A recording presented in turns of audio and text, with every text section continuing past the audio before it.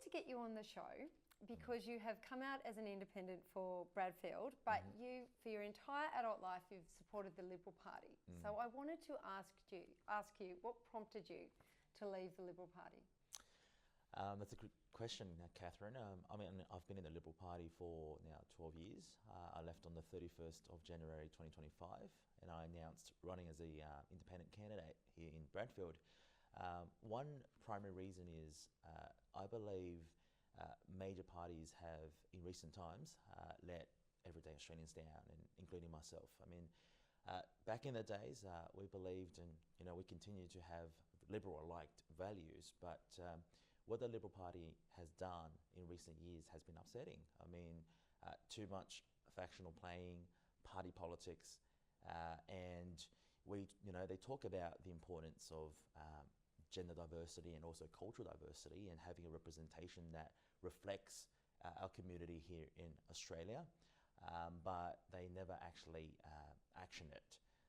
So, I had my story with the Liberal Party on how I was not treated fairly for being somebody who is of a Chinese heritage and background, and I feel that that concern is also a great concern for our ethnic communities here in our country. So standing up as independent would mean that at this federal election, I'll be an independent voice. I'll be advocating for all the constituents in Bradfield. I will be standing up against things like racism. I will be standing up for every Australian, despite what heritage or background you are from, and I think that reflects on what Australian democracy is really about. And obviously with the electorate of Bradfield, I mean, why are you running in Bradfield? What inspired you to do it for that community? Yeah, so Bradfield is a great community. I've got a lot of stories with Bradfield, lots of friends here. I live locally here in Bradfield in Roseville. And also Bradfield is now actually one of the biggest city in the country based on the Chinese Australian population. So census actually indicates it's over 30% now with the new boundary changes. Bradfield has taken into a majority of Willoughby and Chatswood, and that would mean that there's a lot of Asian community here, and that includes Chinese and Koreans. So it's now the biggest city in the country based on the Asian race, close to 38% Chinese Australians in this electorate, and I feel that they need to be represented. The bigger picture is we've got to have a voice for everyone. And one thing that I realised on this campaign trail is the Chinese Australians who run local businesses and who put in the hard work, they actually feel that there's no need for representation for them because they are so used to not having a voice. And I said, that doesn't really make sense. Are you really sure about that? They're like, well, who's going to stand up for us? I mean, we're struggling in business, we're struggling here and there, but there's nothing much can be actually done. No one's putting their hand up, no one's going to stand up for the key issues that matter to them, no one's going to run. So because it's been 10, 20 years like this, we're used to it. So I feel very upset and sad about hearing this, how there's no expectation to be represented here in this country. They're taxpayers, they're putting people in jobs, they're raising a family and contributing to our economy, and they've got no expectation to be represented. And I said, well, I've got to do this, not only for the Chinese Australians, for the broader ethnic community and including everyday Australians too. So that's one reason that I wanted to run, and I think it's been very rewarding hearing the concerns of many in Bradfield. So in representing the community of Bradfield, what are the key policies that, should you make it to Canberra, you'd like to address?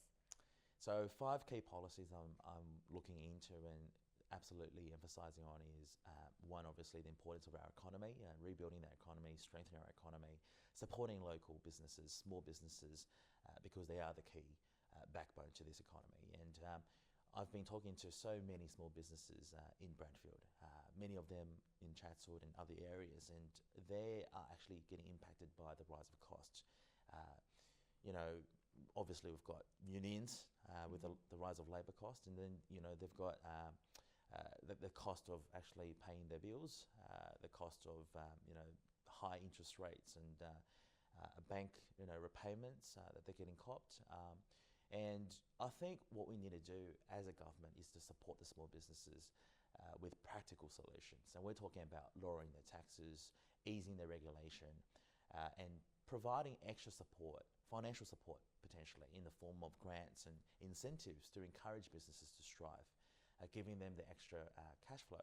And secondly, what's important is, I think, to have a strong economy, you've got to have a healthy long-term relationship with our key trading partners. And that, definitely implies that trading partners such as China should be recognised, in the aspect of that they are the biggest trading partner for our country. And, there's really a mutual win for both Australia and China on this regard. So we need to have a long-term healthy relationship. We need to know how to talk to them.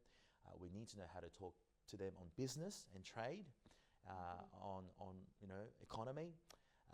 And we can't afford to have that harm and damage, which will damage our economy and damage all our potential areas where we can have an economic GDP boost.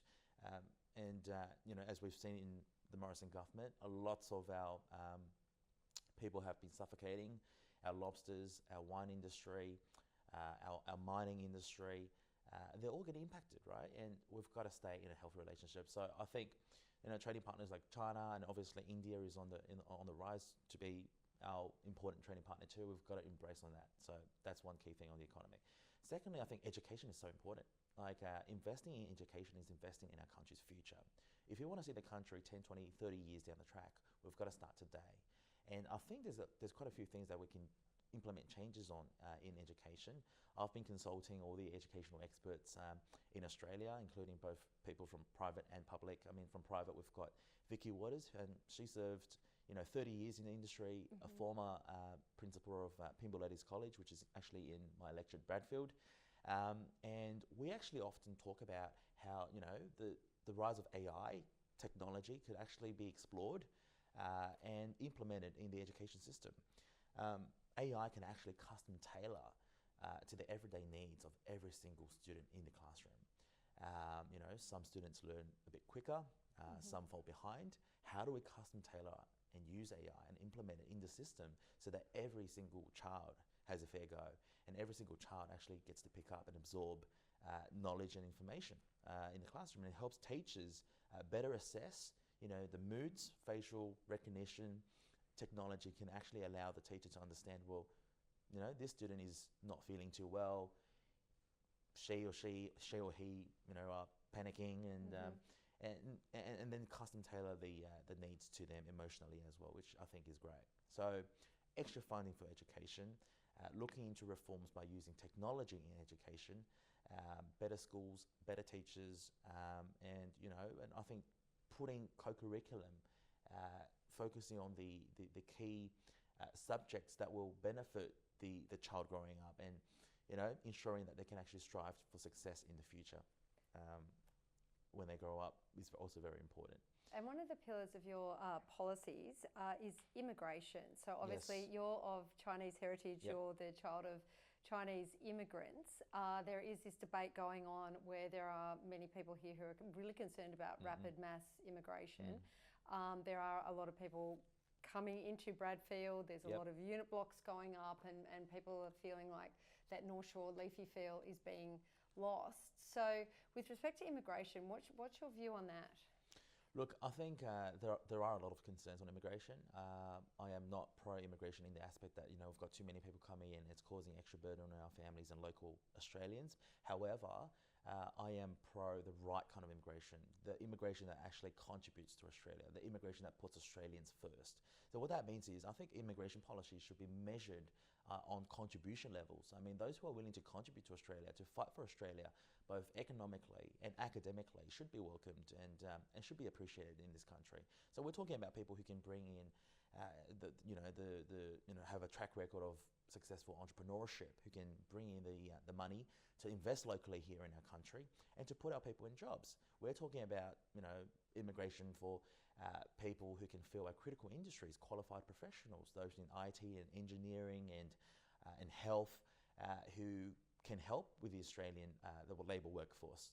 as we're currently going into lots of, we need people here that are capable and that, will strive and fight for Australia. We also should welcome global talent too, I think. Global talent is very important around the world. There's people with talent and, they're very innovative. They can drive Australia forward, and we've got to attract them and say, well, Australia's the best country to fight for, and we welcome you here. So we should be very careful. I mean, people who are not contributing, illegal migrants and people who come here just for the freebies and take advantage of our system, which at the end of the day are paid by taxpayers, right? And they're the people that are dragging us down. They're the people that are causing enormous issue for our society, and taking freebies, using advantages, lazy, not working hard, and they should not be welcomed. So my stance on immigration is we've got to pick the right people. We've got to have the right policies to attract the right people, and those who contribute significantly higher than others should be welcomed. And obviously with this rapid mass migration, this is having a big impact on housing, particularly for those who are sort of born and raised here, and they can't buy homes in the communities into which they grew up. But housing is a part of your policy platform. So can you tell us a little bit about that? Housing is a very big issue. It's a very key issue because housing matters to everyday Australians. I mean, home ownership is a very key issue. I mean, young families are very struggling to enter the market at the moment. And also, with the rents not coming down, I mean, young families are also struggling to keep up with their rental. So we need to address that issue. And how do we address that issue? I think cutting immigration is not the only solution to the housing crisis. I mean, the housing crisis is the logics behind this is there's not enough homes delivered onto the market. There's over demand and there's not enough supply. So then I actually looked into this issue by talking to stakeholders in the field. I mean, people who work in the housing industry. I mean, what's really going on here? Why are we seeing a massive decline in houses going onto the market? And one thing I realized is they're actually struggling. Like, the cost has been so high, material cost, the high interest rates that they have to cop, government inefficiency. Government inefficiency comes up pretty much 99% of the conversations. I mean, governments have been so inefficient in getting these projects through.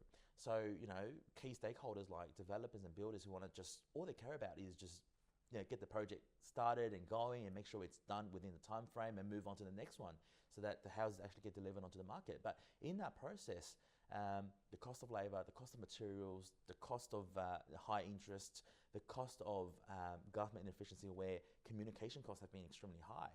It takes so long to get things done. The regulations are just far too much, and they're like, well, it's making us really, really hard, right? And we can't actually, it's not feasible for us. So you tend to see, a few people buying sites and then just leaving it there and waiting for the time to start, start building it. So what we need to do is actually try and look into ideas where we can actually bring down the cost. I mean, there's a few costs that we can't actually bring down, but there's a few costs that we can make potentially, save time on, save the time, for example, by looking into technology like modular homes where they can be built cheaper, built quicker, and looking into, what can government do to actually, ease the regulation here and make it, fast track it or make it more efficient so that, we don't drag on too long. Because the more longer you drag on, there's got to be a massive backlog, and that's going to cause a huge issue for the housing crisis. So, quick question with Bradfield. You've got some strong competition. You've got the Teal candidate who's styled herself as the shadow MP for the last several years, so she's been doing her groundwork. It's been a Liberal stronghold for many, many decades. So what is your main point of difference for voters? Why should voters in Bradfield vote for you? Look, I think one thing that people have picked up on this campaign trail is we're probably leaning towards the right side of politics. We're more conservative, so we really put families first. Our policies are very conservative, so it's about giving a fair go for all Australians. It's about cutting the costs, bringing down the costs for businesses and ensuring that cost of living is actually addressed in action rather than talks and ideology. And on energy, our policies are very, it's about reliable energy, it's about sustainable energy, and more importantly, it's about affordable energy. We can also start exploring things like renewables as an additional energy use, as a mix to the whole energy option here in our country. But we shouldn't be going far to left or far to right. I think we've got to make sure that energy is reliable and, more importantly, affordable for every day Australian. So that's one point of difference. And I think, secondly, we want to actually put our support behind small businesses in real action. And what that means is, major parties have let us all down. They talk about, we're going to support small businesses in the country, they're the backbone to our economy, blah, blah, blah. But when they actually really action it, they don't actually do it. I mean, they serve special interest in big companies. I mean, I think the Liberal Party has been serving the interest of big companies, and I think on the other side, the Labor has been serving the interest of unions. I mean, where are the voice and representation for the middle gap there? The small businesses who mark up 98% of the businesses here in our country, who employ more than 50% of the workforce in our country, they should be supported. And we've seen a clear example. I mean, the privatisation, the monopoly powers, where things can, they dictate the cost, what price to charge on consumers, on everyday Australians, and on our taxpayers, right?